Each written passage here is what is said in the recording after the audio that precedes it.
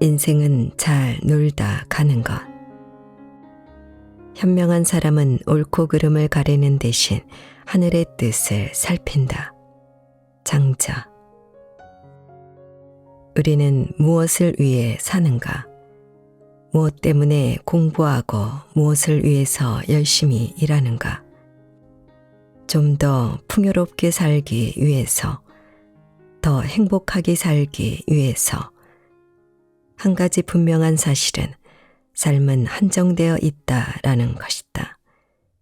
그래서 우리는 하루, 한 달, 1년을 더 잘 살아내야 한다. 잘 산다는 것에 대해서 장자는 말했다. 인생에서 잘 산다는 건 잘 놀다 가는 것이라고 말이다. 여기서 잘 논다는 건 완전한 자유를 말한다. 자유롭다는 건 부, 명예 등 다양한 욕망으로부터의 자유로움을 말한다.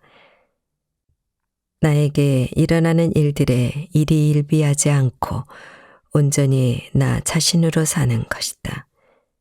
또한 외부로부터 흘러들어오는 고정관념, 사상, 생각들로부터 내가 영향을 받지 않게 되는 것이다. 하지만 자유로움을 얻는 것은 쉽지 않다. 욕망과 집착 때문이다. 우리는 돈, 명예, 인정, 타인의 평가에 쉽게 집착하곤 한다. 자기 자신을 잃어버릴 정도로 말이다. 결국 삶에서 홀로 선다는 것은 이러한 집착에서 자유로워지고 삶을 더욱 잘 살 수 있게 된다는 것을 의미한다. 삶을 망가뜨리는 욕망. 우리가 대표적으로 집착하는 것 중 하나로 돈이 있다. 돈은 우리 삶에서 많은 것을 가능케 한다. 사람들은 부유한 사람에게 모이고 머리를 숙인다. 현대사회에서는 부자가 되는 것만으로 특별한 사람이 될 수 있다. 그 사람이 하는 말은 명언이 되고 부자들의 행동은 자연스럽게 화제를 낳는다. 하지만 장자는 지혜 없이 눈앞의 이익을 탐하는 걸 경계했다. 어떤 부자는 자기 몸을 괴롭혀가며 부지런히 일해서 많은 재산을 쌓았지만 미처 건강을 챙기지 못하여 재산을 제대로 써보지도 못하고 눈을 감는다. 이는 자신의 육신을 위한 가짜 즐거움이다. 우리는 종종 부자가 되었음에도 마음이 공허하고 불안에 시달리다가 삶의 균형이 무너지는 이들의 이야기를 접하곤 한다. 그들은 부자가 되고 싶은 마음에 죽도록 노력하여 재물을 쌓고 그 꿈을 이루었지만 결국 삶이 실패했다고 생각한다. 장자는 현재의 즐거움에 사로잡혀 정욕을 채우는 일은 결국 삶을 망가뜨린다고 말한다. 부와 명예를 이루었음에도 늘 잃을까 두려워한다. 누군가가 나에게 사기를 칠까, 혹여 집에 도둑이 들지는 않을까 걱정한다. 집에는 갖가지 보안시설을 설치하고 자유롭게 밖을 돌아다니기 어렵다. 지금까지 쌓아온 명예로 인해 자유롭게 행동하지도 못한다. 이처럼 명예나 재물에 얽매여 휘둘리는 삶은 그저 안타까울 뿐이다. 장자는 또한 우리가 물질적인 것뿐만 아니라 특정 가치관에 집착하는 것도 경계했다. 아무리 숭고하고 멋있어 보이는 가치관이라고 해도 그것에 집착하는 순간 그 반대되는 사람들과 모두 적이 될 수 있기 때문이다. 이러한 가치관에 대한 집착은 최근 직장에서 꼰대라는 모습으로 회자되기도 한다. 직장인마다 자기가 옳다고 믿는 행동 양식이 다르다. 하지만 고정된 생각에 집착하는 순간 그렇게 행동하지 않는 모든 이들의 행동이 잘못되었다고 몰아세우게 된다. 옳고 그름은 상대적이다.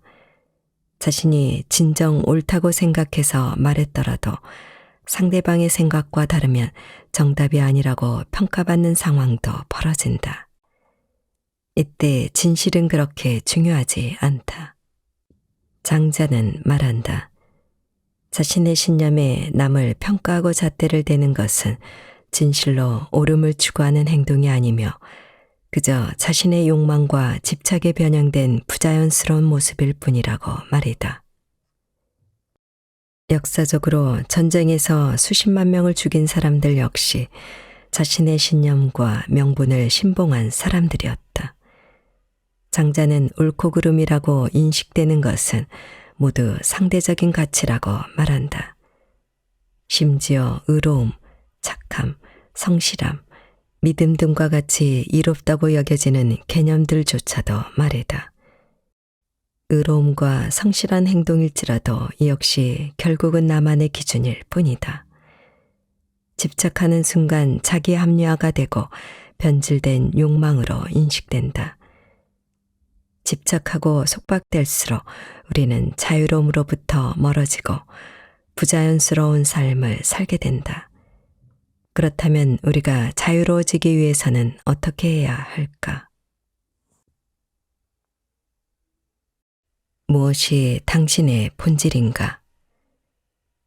장자는 집착에서 벗어나는 일을 내기 활쏘기에 빗대어서 설명했다. 흔히 구할 수 있는 질그릇을 상품으로 내걸고 내기를 하면 화살이 목표물에 잘 맞는다. 하지만 보석이나 허리띠 장식을 걸면 목표물을 맞히기 어려워진다. 심지어 황금을 걸게 되면 화살은 목표물과 멀리 떨어진 곳에 날아가게 된다. 값비싼 상품에 마음이 흔들리기 때문이다. 활쏘기의 본질은 목표물을 정확하게 조준해서 맞추는 데 있다. 그런데 금품이 걸리면 우리는 쉽게 마음이 흔들리고 어느새 본질을 잊게 된다. 눈앞의 목표물보다 값비싼 상품에 집착하게 되기 때문이다. 그래서 장자는 마음을 비우고 고요하면 더 잘 움직이게 되고 삶이 뜻대로 된다고 설명했다. 그는 욕심을 제거하고 마음을 안정시키는 것이 첫 번째로 해야 할 일이라고 말했다. 자유롭다는 건 우리가 본질에 집중하는 걸 말한다. 부자가 되는 건 역시 더 자유로운 삶을 위한 수단에 불과하다. 부자가 되더라도 돈에만 집착하면 재산은 곧 족쇄가 되고 얽매임의 대상이 된다. 결국 인생의 본질인 자유에서 멀어지게 된다. 장자는 마음을 비우고 평온한 마음을 유지할 때 비로소 자유가 찾아오고 일이 뜻대로 될 수 있다고 생각했다. 마음을 비운다는 건 내 생각 속의 나를 없애는 일이다. 이를 위해서 꾸밈 없고 자연스러운 본연의 나로 돌아가야 한다.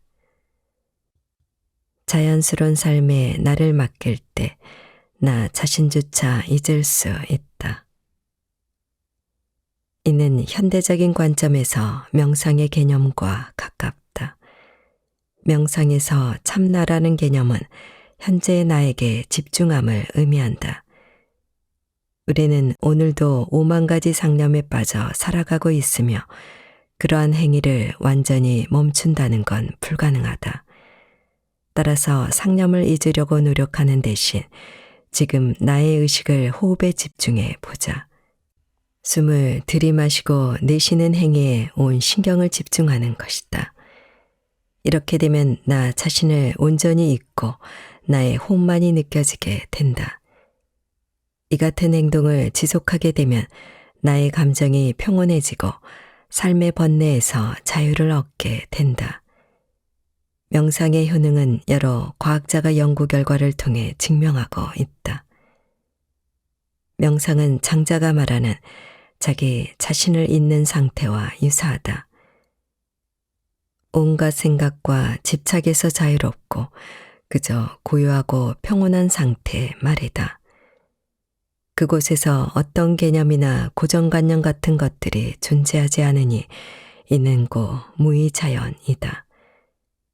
옳고 좋은 것도 또 누군가를 평가하고 판단하지도 않는다. 자신을 잊고 세상에 독립적으로 존재하기에 그 무엇으로부터 어떠한 영향을 받지 않는다.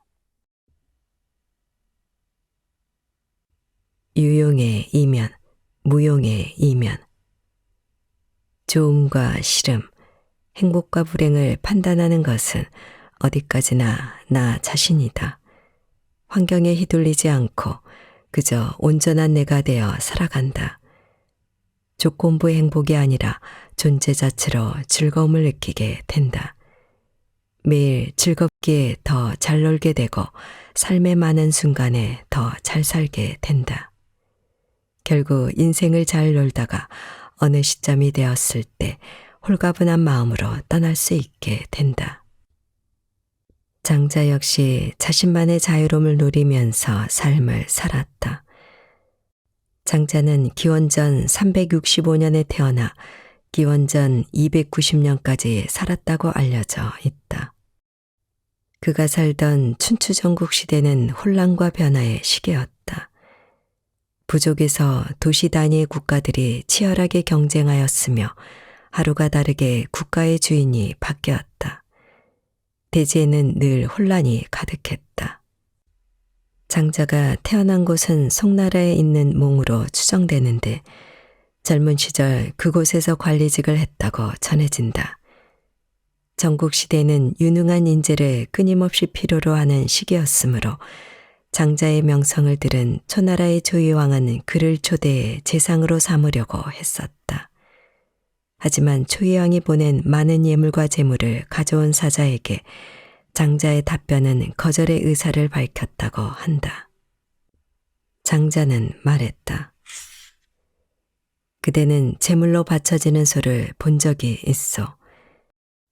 오랜 기간 맛있는 여물을 먹이고 비단으로 몸을 감싸놓은 그 소 말이요. 하지만 결국 제물로 바쳐지고 말지요. 이때 소가 발버둥치고 본인이 뛰놀던 들판을 생각하면 무슨 소용이겠소. 마찬가지로 내가 자유롭게 살고 있는 것을 방해하지 마시오. 어서 돌아가고 더 이상 나를 욕되게 하지 마시오. 자유를 속박당하느니 차라리 더러운 시궁창에서 놀고 싶으니 그저 나를 내버려 두시오. 또한 장자는 쓸모가 있고 없음에 관한 일화를 남기기도 했는데 이 이야기는 오늘날 현대인에게 귀중한 가르침을 준다. 너구리를 잡는 사냥개는 그 재능으로 인해 줄에 묶여서 살게 되고 사냥감이 떨어지면 사람에게 결국 잡아먹히고 만다. 민첩한 원숭이는 활동 반경이 넓어서 이것저것을 돌아다니며 숲에서 발견되어 사람에게 결국 사로잡히게 된다. 너구리나 살쾡이는 닭이나 쥐를 잡으려고 부지런히 뛰어다니다가 결국 덫이나 그물에 걸려서 죽고 만다. 마치 옛날 이야기처럼 느껴지는 이 비유는 현대 사회에서도 어렵지 않게 적용될 수 있다. 회사에서 말 잘 듣고 일 잘하는 직원은 어떻게 될까? 상사의 총애와 함께 더 많은 업무를 부여받게 된다. 상사로서는 어떠한 일을 시켜도 고분고분 해내는 데다 결과도 좋기에 일을 더 시키지 않을 이유가 없다. 그 직원은 회사에 있어 매우 쓸모 있는 사람이다.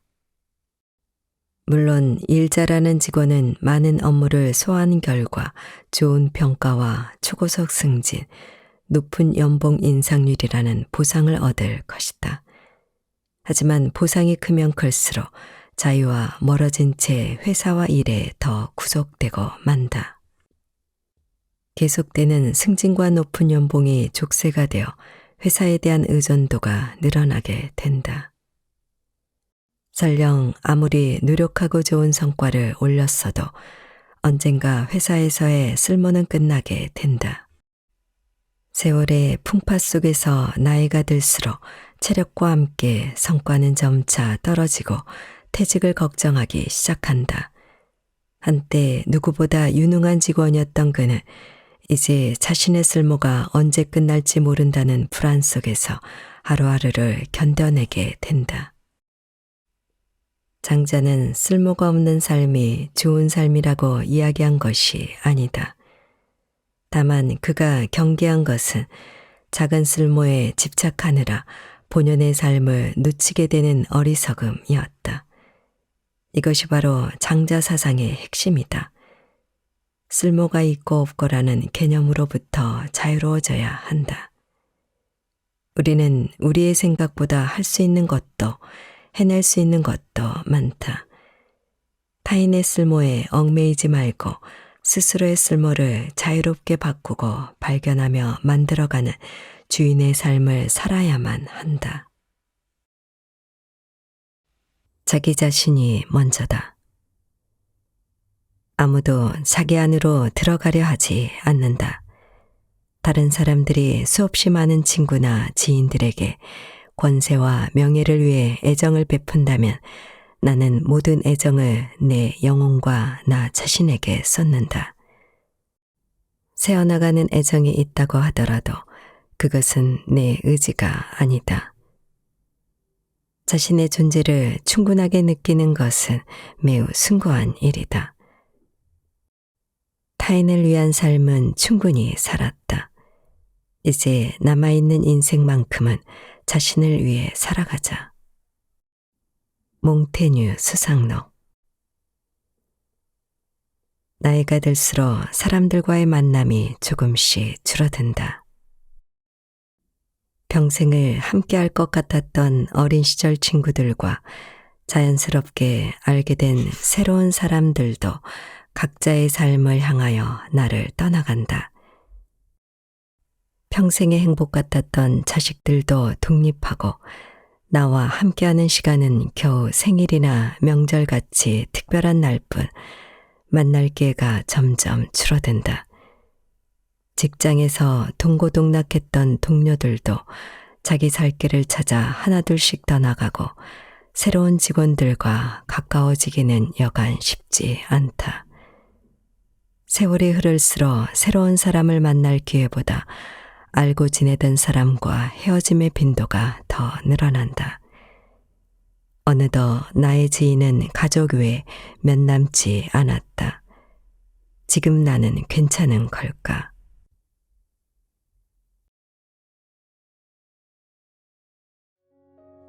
자기 자신을 사랑하고 존중하라. 나를 사랑하는 기술. 사람은 자신을 사랑하는 기술을 부단히 배우고 익혀야 한다. 니체, 차라투스트라는 이렇게 말했다. 이 말은 니체 사상의 핵심입니다. 니체 시대에는 신의 존재가 압도적으로 컸습니다. 인간은 신을 가장 뛰어난 존재로 설정하고 자신들은 아무것도 아닌 하찮은 존재로 비하기 십상이었지요. 결과적으로 어떻게 되었을까요? 세상에는 신은 사랑할 수 있지만 자기 자신은 사랑하지 못하는 사람들로 넘쳐나게 되었습니다. 적어도 니체의 눈에는 그렇게 보였지요. 오늘날도 상황은 크게 다르지 않습니다. 다양한 분야에서 신은 아니지만 능력, 외모, 경제력 등 뛰어난 존재를 자기 자신의 수준을 인식하기 위한 비교 대상으로 설정해 놓고 굳이 스스로 자존감을 떨어뜨리는 경향이 있습니다. 자신의 단점을 일부러 찾아내는 무한 루프에 빠진 사람들. 예컨대 외모 콤플렉스가 그렇습니다. 자기 얼굴이나 몸에 자신감을 갖지 못하는 사람들이 남녀 상관없이 늘어나고 있습니다. 얼굴 하나만 하더라도 얼굴 살이 처져서 싫다. 얼굴이 너무 크다. 피부가 어두워서 마음에 안 든다. 눈이 작아서 별로다. 코가 낮아서 마음에 안 든다. 턱이 길어서 별로다 등등. 얼굴 전체에서부터 눈, 코, 입, 하나하나까지 마음에 안 드는 곳을 꼽자면 의기소침해지지 않을 사람이 어디 있을까요? 이들에게는 이상적인 얼굴이라는 것이 존재합니다. 그것과 비교하면서 내 얼굴은 별로다. 이것도 저것도 마음에 안 든다는 식으로 자기 혐오감이 강화되는 듯 보입니다. 아마 성형을 통해 신경이 쓰이는 부분을 고친다고 하더라도 만족하기는 힘들 것입니다. 또 거기서 마음에 안 드는 부분을 찾는 게임처럼 무한 루프에 빠져버립니다. 도대체 왜 그러는 것일까요? 역사를 거슬러 생각해 보면 원흉은 바로 거울입니다. 거울이 등장한 시점부터 인간은 자존감을 떨어뜨릴 위험에 노출된 것입니다. 거울에 비친 자신의 얼굴을 보고 내가 이렇게 이상한 얼굴을 하고 있었나 하고 깨닫게 된 것이지요. 그러면서 남들 앞에 맨 얼굴을 보이는 것을 부끄럽게 여기는 사람들이 역사상 적지 않았을 듯합니다. 시대가 흘러 카메라나 비디오가 등장하고 자신의 얼굴을 객관적으로 볼 수 있는 기회는 점점 늘어나게 되었습니다. SNS 시대인 오늘날은 그것이 더욱더 심해져 하루에 몇 번이라도 스마트폰으로 셀카를 찍는 것이 당연해졌습니다. 이렇게 온종일 자신의 얼굴을 바라보다 보면 아무래도 마음에 안 드는 부분이 눈에 띕니다. 그러다가 셀카로 찍은 얼굴을 바꾸는 사진 보정 애플리케이션도 등장했습니다. 한번 보정해 보니 멈출 수 없다는 젊은이들이 급증하고 있는 현실입니다. 더러는 자신조차 보정하지 않은 자신의 얼굴을 못 알아보겠다는 이들도 있습니다. 이런 식이면 자기 자신을 잃어버리는 것은 시간 문제입니다. 단순히 자존감이 낮아지는 정도의 문제가 아닙니다. 자신을 객관적으로 바라보는 것 자체는 향상심을 이끌어낸다는 점에서 나쁘지 않습니다.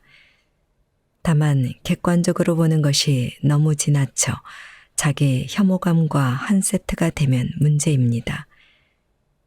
자신을 지나치게 부정한 나머지 스스로를 사랑하지 못하게 되기 때문입니다. 나를 사랑하는 기술을 어떻게 배울 것인가? 요한 페터 에커만의 괴테와의 대화에서 괴테는 자신을 사랑하는 것의 중요성을 말합니다. 문학가를 지망하는 청년 에커만이 괴테와 이야기하며 인생에서 중요한 것을 기록한 이 책을 니체는 무척이나 좋아했고 많은 영향을 받았습니다. 이 책을 통해 자신을 사랑하는 기술이 중요하다라는 니체의 사상의 핵심이 형성된 것으로 보입니다.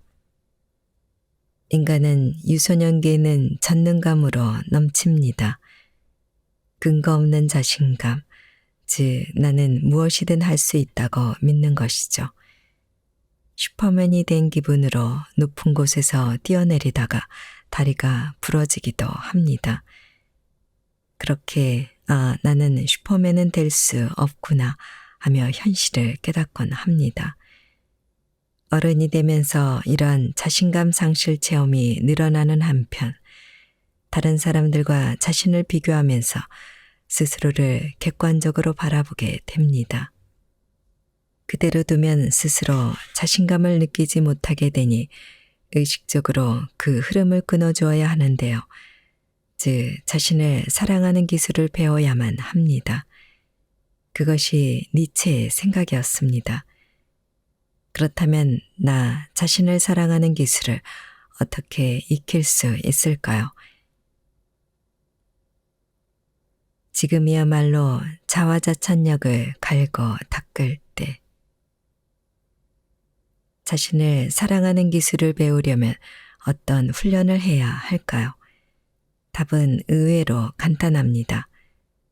오늘도 내일도 매일매일 몇 번이고 자기 자신을 칭찬해주면 됩니다. 칭찬의 포인트는 무엇이든 상관없습니다. 일단 다른 사람들의 평가는 제쳐둡시다. 예를 들면 사진 잘 찍었네. 나 참 센스 있다. 노력은 사람을 배신하지 않는다고 했어. 이 노래를 열심히 연습해서 나의 18번으로 만들 거야. 이번 프레젠테이션 자료는 완성도도 높고 특히 이 부분은 정말 잘했어. 난 글 좀 잘 쓰는 것 같아. 이번 달에는 책 5권 읽기 달성. 교양인의 자리에 한 걸음 가까워졌네. 라는 식으로 매사에 자신의 말과 행동을 칭찬하면 됩니다. 그러면 자화자찬력이 길러지고 자존감이 높아집니다. 저 역시 초등학교 시절부터 50년 동안 자화자찬을 계속해온 사람입니다.